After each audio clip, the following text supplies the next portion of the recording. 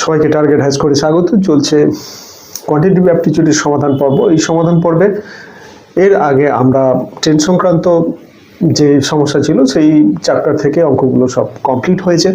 এরপরে পরবর্তী চ্যাপ্টার শুরু করব। তো শুরু করার আগে বলবো, যারা যারা এখনও পর্যন্ত চ্যানেলটিকে সাবস্ক্রাইব করোনি, চ্যানেলটিকে সাবস্ক্রাইব করে নাও এবং সঙ্গে বেল আইকনটিও প্রেস করতে ভুলো না, যাতে করে নোটিফিকেশান পেতে পারো। এবং যারা পুরনো তাদেরকে বলবো অবশ্যই চ্যানেলের সঙ্গে থাকার জন্য অসংখ্য ধন্যবাদ। তো আজকে শুরু করতে চলেছি আমরা। আজকের যে চ্যাপ্টারটা আমরা আলোচনা করব সেটা হচ্ছে চক্রবৃদ্ধি সুদ। তো চক্রবৃদ্ধি সুদ কেন না, এর আগের দুটো চ্যাপ্টার আমরা যদি বইয়ের পরপর যদি দেখি, আগের দুটো চ্যাপ্টার আছে যেটা মিশ্রণ আছে আর সরল সুদ আছে। তো বিশেষ করে সরল সুদটা আগে করা দরকার ছিল, তবু কয়েকজনের বিশেষ অনুরোধে তো এই চক্রবৃদ্ধি সুদটা আগে করছি। তো সঙ্গে সঙ্গে সরল সুদটাও এর পরে পর করিয়ে দেবো, তারপরে মিশ্রণ করাবো। তো তাহলে সমস্যা হবে না। তো এই চ্যাপ্টারটা চক্রবৃদ্ধি করার সময় সবসময় আমাদের সরল সুদের বেসিক কিছু জিনিস জানতে হয়, যার ফলে সেখান থেকে আমরা চক্রবৃদ্ধি সুদে যেতে পারি। তো বেসিক যে জিনিসটা আমি একটু আলোচনা করে নেব, তারপরে আমরা চক্রবৃদ্ধি সম্পর্কে যা যা জিনিস জানার সেগুলো জানবো এবং সঙ্গে জানবো যে কেমন ধরনের কোশ্চেন বিভিন্ন পরীক্ষায় এসছে এবং কিছু এর প্রথমের যে অঙ্কগুলো আছে সেই অঙ্কগুলো নিয়ে আলোচনা করব। তো শুরু করা যাক আজকের পর্ব। আজকের পর্বে প্রাথমিকভাবে আমরা জানি যে দু রকমের আমাদের সুদ নিয়ে আলোচনা হবে এখানে, সরল সুদ বা সিম্পল ইন্টারেস্ট, চক্রবৃদ্ধি সুদ বা কম্পাউন্ড ইন্টারেস্ট। তো এই সরল সুদের ক্ষেত্রে বা চক্রবৃদ্ধি সুদের ক্ষেত্রে তিনটে জিনিস খুব ইম্পর্টেন্ট, যেটা হচ্ছে আসল, সুদ এবং সুদের হার। তো আসল যেটা, এই আসল বা প্রিন্সিপাল, আর একটা সুদ বা ইন্টারেস্ট এবং সুদের হার বা রেট অফ ইন্টারেস্ট। এই তিনটে খুবই গুরুত্বপূর্ণ। এই তিনটের উপর নির্ভর করে, তিনটের বিভিন্ন কন্ডিশনের উপর নির্ভর করে অঙ্কের বিভিন্ন রকমের উত্তর হয়, বিভিন্ন ধরনের অঙ্ক হয়। তো এটা দুটোর ক্ষেত্রেই কাজে লাগবে, দুটো সুদের ক্ষেত্রেই কাজে লাগবে।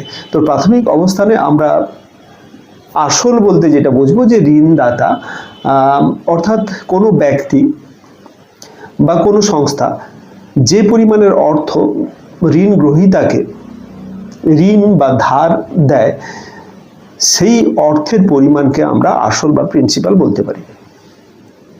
অনুভাবে সুদ বা ইন্টারেস্টটা কি না, ঋণ পরিশোধের সময় আসলের সঙ্গে আসল ব্যতীত যে অতিরিক্ত অর্থ ঋণদাতাকে পরিশোধ করতে হয়, সেই অতিরিক্ত অর্থ হচ্ছে সুদ বা ইন্টারেস্ট।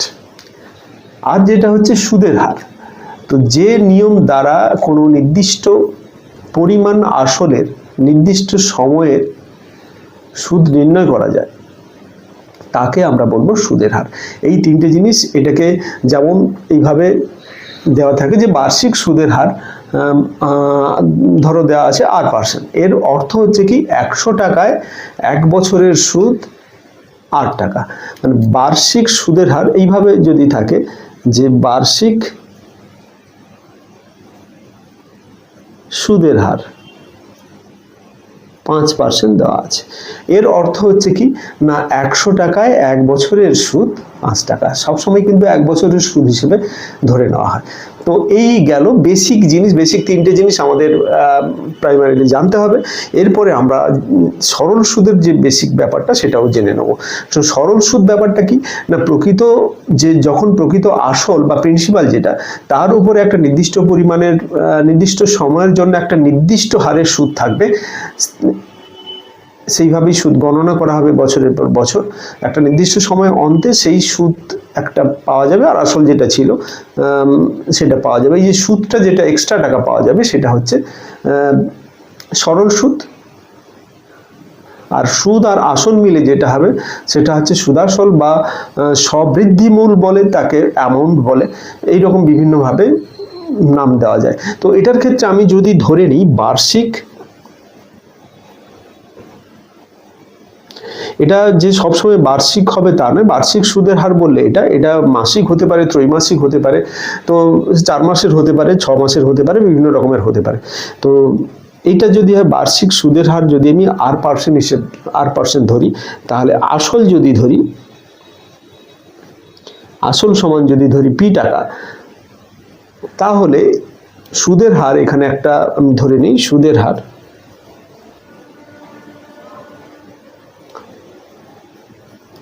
যদি আই ধরে নিই, তাহলে যে সূত্রটা হবে আই সমান পি টি আর বাই 100।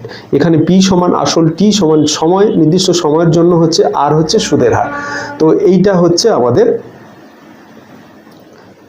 সুদ, আর সুদের হার বেরোবে এটা। এবারে যদি সবৃদ্ধি মূলটা চাই, সবৃদ্ধি মূল যদি আমি এ ধরি, সবৃদ্ধি মূলকে, সেটা হবে কত, আসলের সঙ্গে যোগ হয়ে যাবে, বাকিটা যেমন থাকবে পিআরটি বা পিটিআর বাই 100। এই টাকা, এটার টাকা, আর এটাও টাকা। এইটা হচ্ছে আমাদের সরল সুদের নিয়ম। তো সরল সুদের ক্ষেত্রে একটা জিনিস দেখা যাচ্ছে যে একটা পার্সেন্টেজ টাকা প্রত্যেক বছরে, বা যেরকম কন্ডিশন দেওয়া থাকবে যে সেটা বাৎসরিক হিসেবে আমরা ক্যালকুলেশন করব, প্রত্যেক বছরে একটা টাকার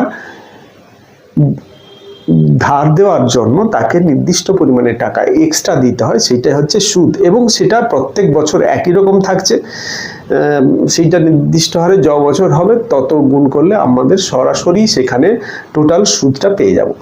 কিন্তু চক্রবৃদ্ধি সুদের ক্ষেত্রে কিন্তু একটু আলাদা আছে। সেখানে কিন্তু ওই যে সুদটা আমরা এক্সট্রা পাচ্ছি, সেই সুদটা কিন্তু আসলের সঙ্গে পরের বছর, প্রথম বছর কিন্তু সুদ আমরা পাবো ওই সরল সুদের মতোই, তারপরে ওই সুদটা কিন্তু আসলের সঙ্গে যোগ হয়ে আবার তার উপরে আমি ইন্টারেস্টটা ক্যালকুলেশন করব, যাতে করে সুদের পরিমাণটা ওখানে বেড়ে যাবে। যদি গাণিতিক ভাষায় চক্রবৃদ্ধি সুদ বা কম্পাউন্ড ইন্টারেস্ট সম্পর্কে বলি, তাহলে নির্দিষ্ট সময়ে অন্তর প্রাপ্য সুদ যখন মূলধনের সঙ্গে যোগ করা হয় এবং এভাবে প্রাপ্য সুদ ও আসল বা সবৃদ্ধি মূলের উপরে পরবর্তী নির্দিষ্ট সময়ের জন্য সুদ ধার্য করা হয়, তাকে চক্রবৃদ্ধি সুদ বলে। এটা চক্রবৃদ্ধি সুদ কেন হচ্ছে না, আমরা প্রথমে আসল দিলাম, আসলের থেকে আমরা কি পেলাম না, আসল থেকে সুদ পেলাম। এই আসল আর সুদ এটা প্রথম টার্মের জন্য হলো। এবার এই দুটো একসঙ্গে যোগ হবে, সেটা হবে কি সবৃদ্ধি মূল। এই সবৃদ্ধি মূলটা দ্বিতীয় পর্যায়ে ওটা আসল হিসেবে ট্রিট হবে। তারপরে এটার উপরে পার্সেন্টেজ করে আমরা সুদ বের করব। অবভিয়াসলি যদি এমন হয় যে 100 টাকার, এখানে 100 টাকায় এক বছরের সুদ 5 টাকা যদি ধরে নিই, তাহলে দ্বিতীয় বছর আমরা আসল হিসেবে, প্রথম বছর আসল ছিল 100 টাকা, দ্বিতীয় বছর ওটা আসল হিসেবে যেটা দাঁড়াবে সেটা হচ্ছে 105 টাকা। তো 105 টাকায় আর ওপরে আমরা প্রথম বছর 100 টাকার উপরে 5% নির্ণয় করেছিলাম, দ্বিতীয় বছর আমরা 105 টাকার উপরে 5% নির্ণয় করব। সেখান থেকে আমরা সুদ পাবো। সুদটা কিন্তু পরপর আসলের সঙ্গে যোগ হয়ে পরের বছর আবার কি এর সঙ্গে যে সুদটা পাবো সেটা 105-এর সঙ্গে সেই টাকা যোগ হয়ে সেটা আবার আসল হিসাবে নির্ণয় হবে, তার উপরে আবার ওই পার্সেন্টেজ দিয়ে আমরা সুদ বের করব। এটা যেহেতু বারবার আমরা সুদটাকে আসলের সঙ্গে যোগ হয়ে সেটাকে আসল হিসেবে ধরে নিচ্ছি, এই জন্য একে চক্রবৃদ্ধি সুদ বলা হয়। এটা সিম্পল ইন্টারেস্টের মতো নয় যে সবসময় আসল আলাদা একই থাকবে, ফিক্স থাকবে, আসল কোনো পরিবর্তন হবে না, সুদও সবসময় একই রকম হারে হবে, কিন্তু যত দিনের আমরা হিসাব করব সেই দিনের উপরে নির্ভর করছে টোটাল সুদ কত। কিন্তু এখানে নয়, এখানে কিন্তু সুদটা সবসময় আসলের সঙ্গে যোগ হয়ে যাবে, যার ফলে সুদের পরিমাণটা বেশি হবে। দুটোর ক্ষেত্রে একটু আলাদা আছে। তো এটার ক্ষেত্রে আমরা যদি ধরে নিই আসল পি এবং সুদের হার আর ও এন বছরের মেয়াদ, সেক্ষেত্রে সবৃদ্ধি মূলটাকে যদি এ ধরে নিই, এখানে আমরা কতগুলো ক্যালকুলেশন করব। ক্যালকুলেশন বিভিন্ন পরিস্থিতিতে বিভিন্ন রকমভাবে ক্যালকুলেশন এখানে আছে, সেটা আমরা দেখে নিচ্ছি। এই ক্যালকুলেশন যেটা আমরা করব সেটা বিভিন্ন রকমের সূত্র, সেই সূত্রগুলো বিভিন্ন কন্ডিশনে কেমন করে হচ্ছে সেটা দেখব।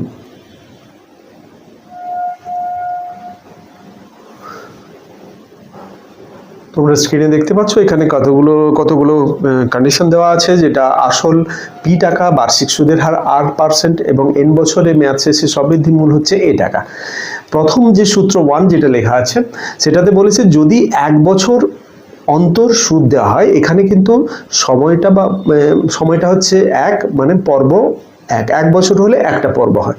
তো এন বছরের সবৃদ্ধি মূল কত হবে, এটার বেসিক্যালি এই একটাই সূত্র, এরপর সেটাকে ভেঙে ভেঙে আলাদা আলাদা সূত্রে তৈরি করা হয়।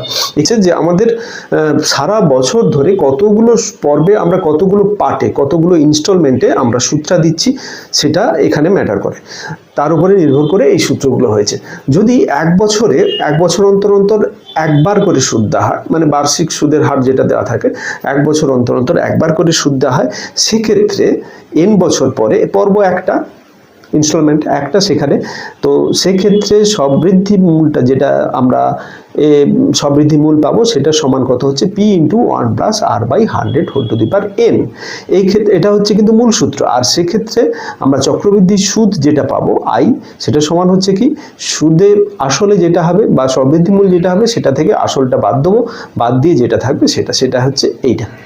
তো এটা হচ্ছে মূল সূত্র। এর উপরে নির্ভর করে বাকি সমস্ত সূত্রগুলো এখানে শুধু মাথায় রাখতে হবে। যখন এখানে এক বছরে একবার সুদ দেওয়া হচ্ছে, এক বছরে যদি দুবার মানে 6 মাস অন্তর অন্তর যদি সুদ দেওয়া হয়, তখন কিন্তু এই ইনস্টলমেন্টটা বছরে দুবার হচ্ছে। সেহেতু এখানে r এর জায়গায় সেখানে r/2 হবে এবং n এর জায়গায় 2n হবে। এই দুটো শুধু পরিবর্তন হবে, বাকি সব একই থাকবে।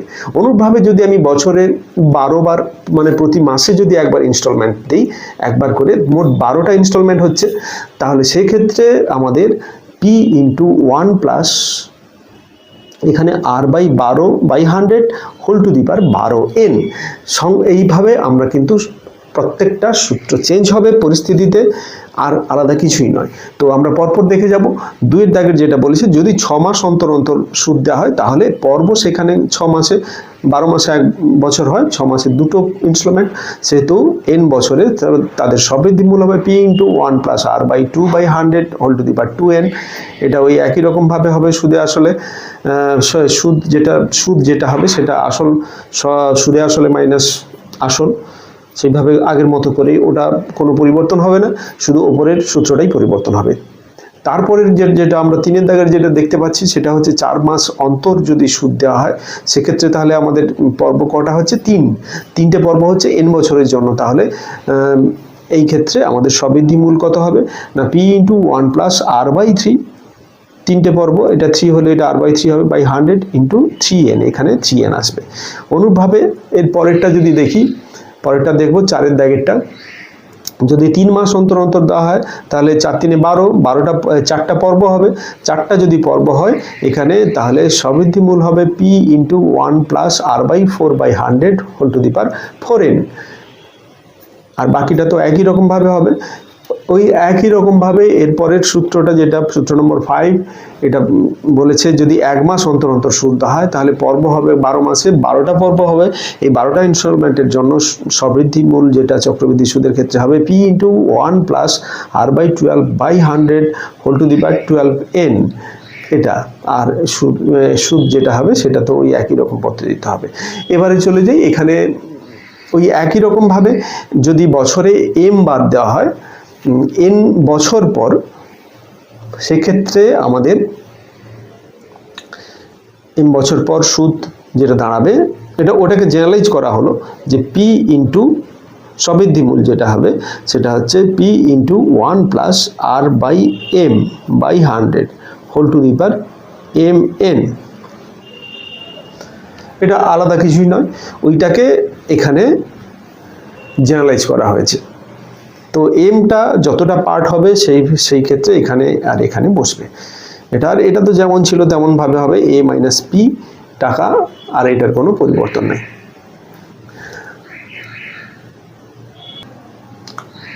এখানে কিছু বিশেষ সূত্র ব্যবহার হবে। সূত্র নম্বর 7 যেটা আমরা এখানে আলোচনা করতে যাচ্ছি, যে p টাকার প্রথম বছরে যদি r1% এবং দ্বিতীয় বছর r2% এবং তৃতীয় বছর r3% হারে সুদ দেওয়া হয়, তাহলে তৃতীয় বছর শেষে সমূল বৃদ্ধি কতটা হবে।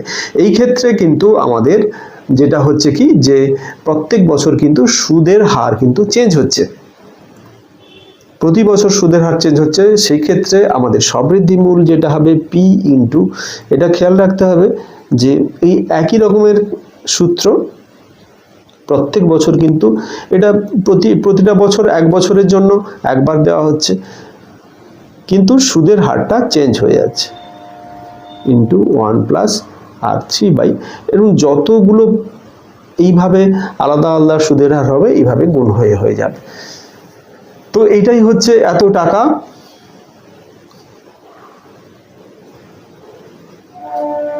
আমাদের সবৃদ্ধি মূল।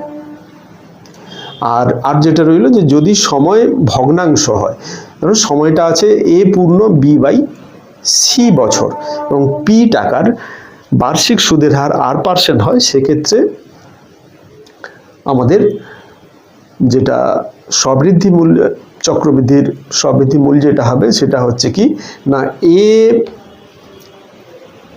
পূর্ণ b বাই c সমান, এটাকে লিখতে পারি a plus b by c, এটা বছর, তার মানে এটা হচ্ছে কি a বছর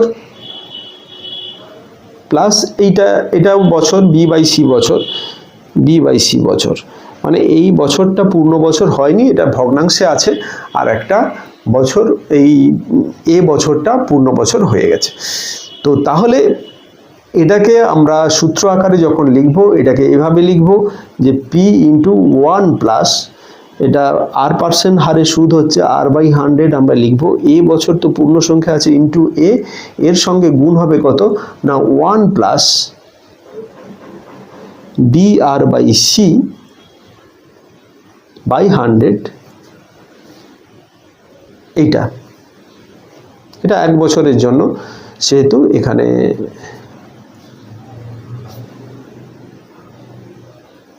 আমাদের কিছুই থাকবে না। তো এইভাবে আমাদের সূত্রটা হবে। তো এই গেল মোটামুটি, আরো দু একটা সূত্র আছে, সেগুলো আলোচনা করার বিশেষ প্রয়োজন নেই। তো এই গেল এই চ্যাপ্টারের চক্রবৃদ্ধিতে যত রকমের টাইপের অঙ্ক হতে পারে বা যে ধরনের সূত্র হতে পারে, আমাদের খুব সহজে আশা করি এগুলো করে ফেলতে পারবো, বুঝতে আর কোনো অসুবিধা হলো না। এরপরে আমরা চলে যাব সরাসরি অঙ্কে। এই চ্যাপ্টারের উপরে যদি আমি বিভিন্ন পরীক্ষার দেখি, সেখানে বিভিন্ন পরীক্ষায় যেমন আরআরবি তে 18তে পড়েছিল গ্রুপ ডিতে, সে যদি বার্ষিক 20% হারে 6000 টাকা বিনিয়োগ করা হয়, তাহলে অর্ধবার্ষিক চক্রবৃদ্ধি হারে 18 মাসে সুদ আসল কত হবে। এটা যেমন ছিল তেমনি ডব্লিউবিসিএস মেনে 2021-এর ছিল 5000 টাকায় একই সুদের হারে 2 বছরে সরল সুদ এবং চক্রবৃদ্ধি সুদের পার্থক্য 32 টাকা হলে সুদের হার কত হবে। তেমনি আবার আরআরবি 2018-তে ছিল বার্ষিক 12% চক্রবৃদ্ধি সুদের হারে 3000 টাকার আসল 2 বছর পরে বৃদ্ধি পেলে আনুমানিক কত হবে, এটাও যেমন ছিল। তো তেমনি এইরকমভাবে চক্রবৃদ্ধির হার কত হলে 500 টাকায় 2 বছরের সুদে আসলে 605 টাকা হবে। পিএসসি মেনে এটা ছিল, পিএসসি মেনে আর একটা অঙ্ক চক্রবৃদ্ধি হারে কিছু টাকা 2 বছরে 800 টাকা এবং 3 বছরে 864 টাকা হলে সুদের হার কত হবে। আরও একটা ছিল বার্ষিক 10% হারে 2000 টাকায় 3 বছরে চক্রবৃদ্ধির সুদ নির্ণয় করো। তো পিএসসি মেনে এটা ছিল। তো এই ধরনের অঙ্ক এই মিসলেনিয়াসের মেন যেটা, সেটার ক্ষেত্রে এই ধরনের অঙ্ক ছিল। এইভাবে প্রচুর অঙ্ক বিভিন্ন পরীক্ষায় আসে। তো সেই সমস্ত অঙ্ক এক্ষেত্রে এখানে আলোচনা করা সম্ভব নয়। তো আমরা সরাসরি সমাধান পর্বে চলে যাচ্ছি। তো এই সমাধান পর্বের প্রথম যে অঙ্কটা তোমরা স্ক্রিনে দেখতে পাচ্ছ, তো এই অঙ্কটা বলেছে বার্ষিক 15% হারে 8000 টাকার 3 বছরের চক্রবৃদ্ধি সুদ কত হবে। তো এই ধরনের অঙ্ক, এগুলো বেসিক অঙ্ক হলে কি হবে, এই বেসিক অঙ্কই কিন্তু বেশিরভাগ পড়ে বিভিন্ন পরীক্ষায়। তো বেসিক অঙ্কগুলো ভালো করে জানতে হবে। এখানে সিম্পল, যেটা সুদের হার দেওয়া আছে 15%, আসল দেওয়া আছে 8000 টাকা এবং সময় দেওয়া আছে 3 বছর। তো তাহলে আমরা এই ক্ষেত্রে r সমান 15 পাচ্ছি, আর এই ক্ষেত্রে n সমান পাচ্ছি 3, আর আসল যেটা আমরা পাচ্ছি কত না 8000। তো সেক্ষেত্রে আমাদের সূত্র যেটা ছিল, সেই সূত্রের অনুসারে আমরা সুদ আসল নির্ণয় করব বা সবৃদ্ধি মূল বের করব। সেটা সমান কত হবে না 8000 গুণিতক 1 প্লাস 15/100, যেহেতু 3 বছরের জন্য হয়েছে, তাহলে এই পরিমাণের টাকা। তাহলে এটা সমান আমাদের কত হবে 8000 গুণিতক, এটাকে যদি আমি ক্যালকুলেশন করি 5 3 15, 20 5 100, তাহলে 23-এর 20, 23 20 হোল কিউব, তার মানে এটাকে লেখা যাবে কত, 8000 গুণিতক 23-এর 20 গুণিতক 23-এর 20 গুণিতক 23-এর 20, কিউব আছে যেহেতু এইটা। তাহলে এই তিনটে গুণ করলে এটার সঙ্গে পুরোটা কেটে যাবে, তাহলে শুধু পড়ে থাকবে কত, 23 গুণিতক 23 গুণিতক 23। তো 23কে আমরা সিম্পল 3 বার গুণ করব। তো 3 বার গুণ করলে এটা আমি রাফে গুণ করে দেখে নিচ্ছি, 12,167 টাকা। তাহলে আমরা এখানে পাচ্ছি কত, যে সুদে আসলে পাচ্ছি 12,167 টাকা, কিন্তু এখানে সুদটাই শুধু চেয়েছে, এখান থেকে তাহলে আসলটা বাদ দিয়ে দেবো। অতএব নির্ণেয় সুদ সমান 12,167 মাইনাস এখান থেকে আমাদের আসলটা যেটা ছিল 8,000 টাকা, 8,000 টাকা বাদ দেবো। তাহলে এটা যদি বিয়োগ করি সেটা হবে কত, 4,167 টাকা। 4,167, বি দাগের অপশনটা কারেক্ট অপশন। নেক্সট অঙ্কে চলে যাই, দ্বিতীয় অঙ্ক। দ্বিতীয় অঙ্কটা কি বলেছে একবার দেখে নিই। বার্ষিক 12.5% সুদের হারে 8400 টাকার 3 বছরের চক্রবৃদ্ধি সুদ কত হবে? একই রকমের অঙ্ক, কিন্তু ডাটাগুলো আলাদা দেওয়া আছে। ওই একই রকম প্রথমে আমরা এখানে সুদে আসলে বের করে নেব।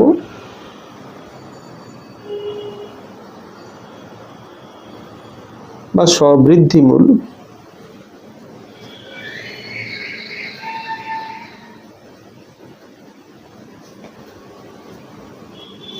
সমান কত হচ্ছে, সুদ আসল মিলে এখানে 8400 গুণিতক 1 প্লাস, তো এখানে এইটাকে আমি ভগ্নাংশ করে দেবো, 25/2 হবে, 25/2/100। আচ্ছা, এটা 3 বছরের জন্য হোল টু দি পাওয়ার 3 এত টাকা। তাহলে এটা কত হচ্ছে, 84 গুণিতক এখানে 1 প্লাস 25 4 100 মানে 1/8 হচ্ছে, তার মানে থাকছে 8400 গুণিতক 9/8, এটার হোল কিউব হবে 9/8 এর হোল কিউব। তার মানে দাঁড়াচ্ছে কত, 8400 গুণিতক 9/8 গুণিতক 9/8 গুণিতক 9/8। 4 যদি কেটে দিই, 4 2 8, 4 2 8, 4 1 4, 0 0, আবার কাটবে, এটা কাটবে, এটা হচ্ছে 10 2 20 5 0।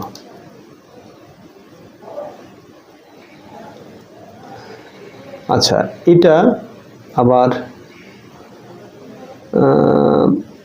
2 এ কাটবে, এটা 4 হবে, এটা 2 যদি কাটে 525। এই পর্যন্ত আর কাটাকুটি হবে না। এবারে এটাকে আমরা ক্যালকুলেশন করব। ফাইনালি যেটা দাঁড়াচ্ছে কত, 525 গুণিতক 9 গুণিতক 9 বাই 4 গুণিতক 8। তো ভাগ মিলবে না, এটা এই ক্ষেত্রে আমাদের যদি ক্যালকুলেশন করি তাহলে এটা দাঁড়াবে, এটা যদি ক্যালকুলেশন করি এটা 11,960 অ্যাপ্রক্সিমেট, এটা প্রায় ধরে নিচ্ছি এত। তো এই ক্ষেত্রে আমাদের সুদটা কত হবে, অতএব সুদ সমান 11,960 .16 মাইনাস এখানে আসলটা হচ্ছে 8400। তাহলে যদি বিয়োগ করি, এটা বিয়োগ করলে দাঁড়াবে কত না, 3,560.16 টাকা প্রায়। 3,560, বির দাগের অপশনটা কারেক্ট অপশন। নেক্সট অঙ্কে চলে যাই, 3 এর দাগের অঙ্ক। 3 এর দাগের অঙ্কটা কি বলেছে, বার্ষিক 10% সুদের হারে 2800 টাকায় 18 মাসের চক্রবৃদ্ধি সুদ হলো। এখানে 18 মাস বলে দেওয়া আছে, এটা মাথায় সবসময় খেয়াল রাখতে হবে। 18 মাস মানে এটাকে যদি আমি বছর করি তাহলে দেখা যাবে 1 বছর মানে 12 মাস, আর তার সঙ্গে সঙ্গে 6 মাস, 6 মাস মানে হাফ বছর। তাহলে 18 মাস সমান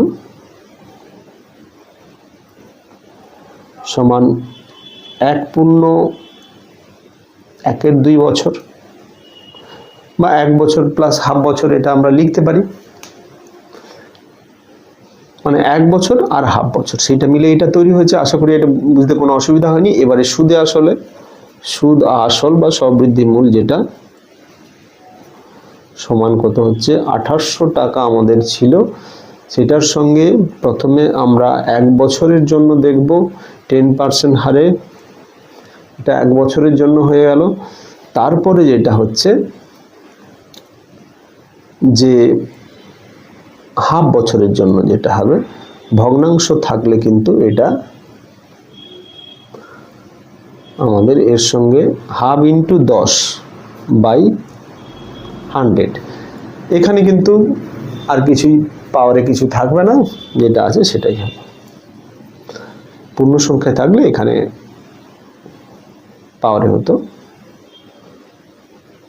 তো এটা 2800, আর এখানে 10-এ এটা যাবে, 1-এর 10 মানে 11/10 হচ্ছে, আর এটা 5 হবে, আর এই 5 আর এটা মিলে 20 হয়ে যাবে, 1-এর 20 মানে 21/20 এইটা। তো এই পরিমাণে টাকা, এই টাকাকে এবারে আমরা ক্যালকুলেশন করব। এখান থেকে দুটো শূন্য তো কেটে যাচ্ছে, আর 28 মানে এটা 2 দিয়ে যদি ভাগ করি 14 হচ্ছে। তাহলে অ্যাকচুয়াল থাকছে 14 গুণিতক 11 গুণিতক 21। এটা আমরা ক্যালকুলেশন করে দেখব, এটার মান যত হবে সেটাই হবে সুদে আসলে। তো এটা দাঁড়াবে 3234 টাকা। এখান থেকে আমাদের সুদ বের করতে হবে, অতএব সুদ সমান 3234 মাইনাস 2800 টাকা সমান হচ্ছে কত? 434 টাকা। 434 বির দাগের অপশনটা কারেক্ট অপশন।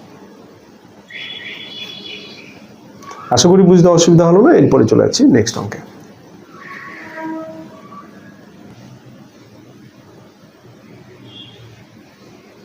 চারের দাগের অঙ্ক, বার্ষিক 6.14% সুদের হারে 20,480 টাকার 2 বছর 73 দিনের চক্রবৃদ্ধি সুদ কত হলো। এইভাবে কিন্তু পরীক্ষাতে এইভাবে আলাদা আলাদা দেওয়া থাকবে, একে আমরা বছরে করে নেব। এক্ষেত্রে আমাদের সুদের হার হচ্ছে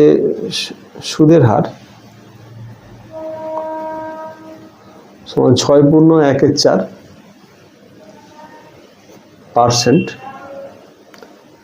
এটা সুদের হার। তো এটাকে 6/4 25/4%।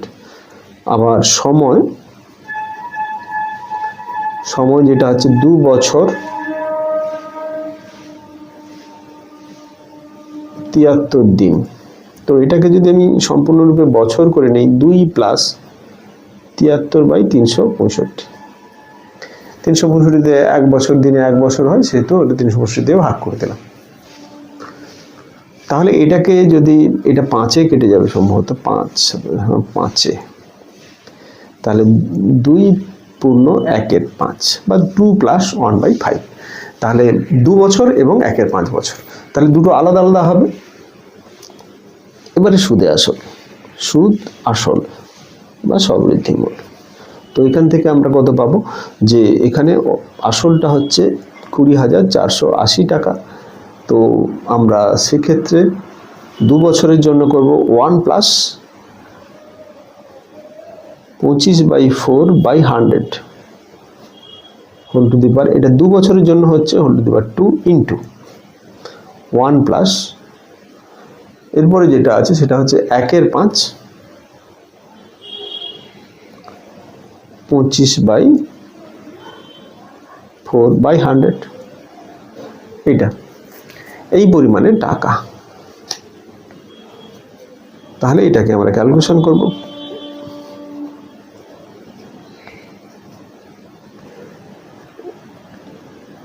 তো এই 25 আর এটা কেটে গেলে 4 হবে, তাহলে 1 প্লাস 1 16 হবে। এটা 4 তো নিচে থাকবেই, আর এখানে এটা দিয়ে কাটলে 4 একটা আসবে, 4 4 16, এটার হোল স্কয়ার থাকলো। আর এইটার ক্ষেত্রে এটা 5 এ 5 এ কেটে যাবে, আর ওই 5টা একে দিয়ে যদি কাটি তাহলে এক্ষেত্রে 25 আসবে, হ্যাঁ 20 আসবে। তাহলে 20 4 80, তাহলে এটা হবে 1 প্লাস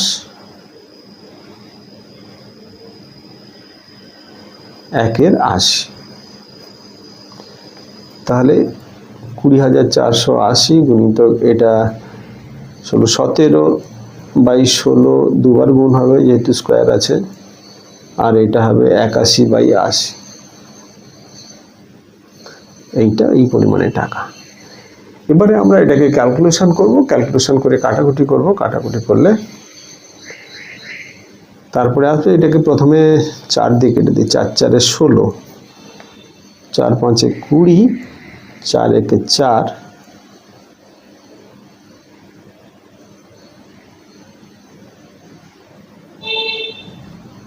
4 1 4, 4 2 8 0। তো এটা 4 এ কাটলো, আবার 4 এ সম্ভবত কাটবে, এখানে 4 1 4, 11, 4 2 8 32, হ্যাঁ 4 এ কাটবে আবার, 4 1 4, 11 4 2 8 8 8 4 32 0, 1280। আচ্ছা আবার 4 এ কাটবে, 4 4 16, 4 3 12, 4 2 8 0, আবার 4 এ 8 4 32 0, 80 80 কেটে যাবে, শুধু থাকবে কত 17 গুণিতক 81। এটা আমরা গুণ করে নেব সহজে, গুণ করে নিলে এটা আসবে কত না 23,409।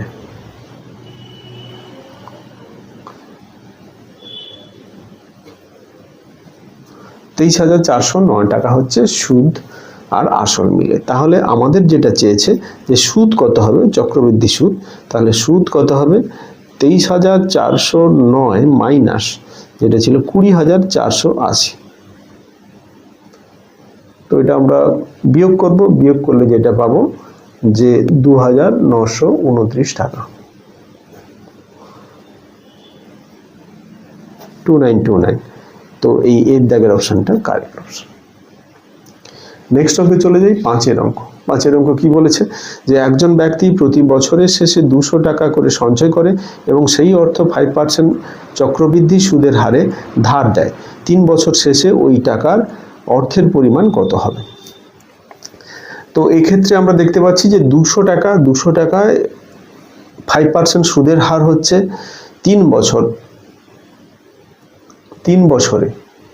হ্যাঁ, প্রত্যেক বছরের শেষে কিন্তু যেটা হচ্ছে কি প্রতি বছর কিন্তু বছর শেষে 200 টাকা সঞ্চয় করে এবং ওই টাকা 5% সুদে চক্রবৃদ্ধি হারে কাটায়। তাহলে কিন্তু প্রত্যেক বছর আলাদা আলাদা, প্রথম 3 বছরে, তারপরে 2 বছরে, তারপরে 1 বছরে। তো এই তাহলে সুদে আসলে মোট আমরা এক্ষেত্রে কত পাবো? তো এখানে 3টে স্টেপ হবে। এটা প্রথমে 3 বছরের জন্য 5% হারে, 3 বছরের জন্য, তারপরে 2 বছরের জন্য, 2 বছরের জন্য মোট টাকা কত হচ্ছে এই একই 5% হারে 2 বছরের জন্য, তারপরে 1 বছরের জন্য ওই একই সিস্টেম এই টাকা। এবারে এটা ক্যালকুলেশন করে নেব, 220, এটার ক্ষেত্রে 20, এটার ক্ষেত্রে 20, তাহলে 20 21/20, 21/20 3 বার, প্লাস 200 21/20 2 বার, প্লাস 200 × 21/20 1 বার। এই হচ্ছে ক্যালকুলেশন আমাদের। এখানে সবগুলো যদি ক্যালকুলেশন করে নেই তাহলে আমরা কি পাচ্ছি, এটা কাটবে, দুটো শূন্য কেটে যাবে, একটা 2 কেটে যাবে, তাহলে এটার ক্ষেত্রে থাকছে 21 গুণিতক 21 গুণিতক 21/40। দ্বিতীয়টার ক্ষেত্রে দুটো শূন্য কাটবে, একটা 2 কাটবে, 21 ইন্টু 21, এটা 21 ইন্টু 21 ইন্টু 21/40, আর এটা 21 ইন্টু 21/2 প্লাস একটা শূন্য কাটবে, তাহলে এখানে 10 হবে, তাহলে এটা 210 হয়ে যাবে। তো এই ক্যালকুলেশন এখানে আমরা ক্যালকুলেশন করে দেখব এটাতে কত হয়। টোটাল যদি এটা ক্যালকুলেশন করি এটা দাঁড়াবে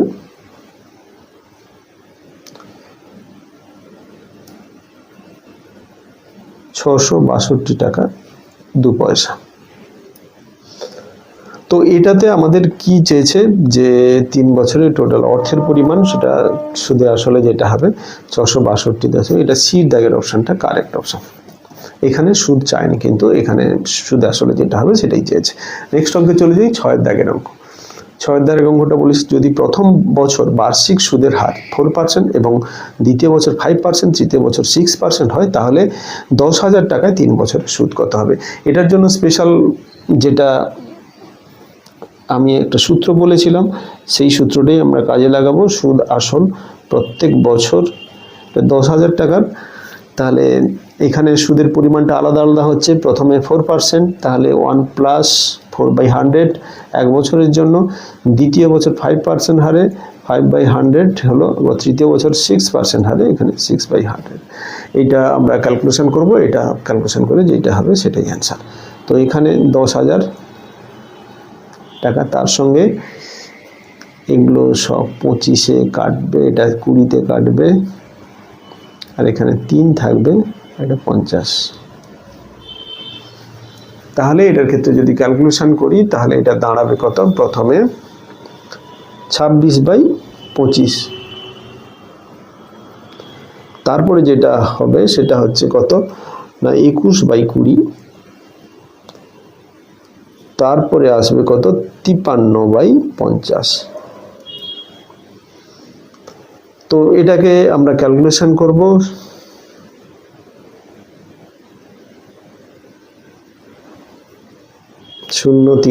দুটো শূন্য কেটে যাচ্ছে, 5 2 10, আর একটা শূন্য কেটে যাবে। আচ্ছা, 5 5 25, আর এটা 5 2 10, এই গেল। এবারে তাহলে 2 × 26 × 21 × 53/5। তো এটা আমরা ক্যালকুলেশন করব। এটা ক্যালকুলেশন হলে যেটা দাঁড়াবে তার পরিমাণ হচ্ছে কত 57,876/5।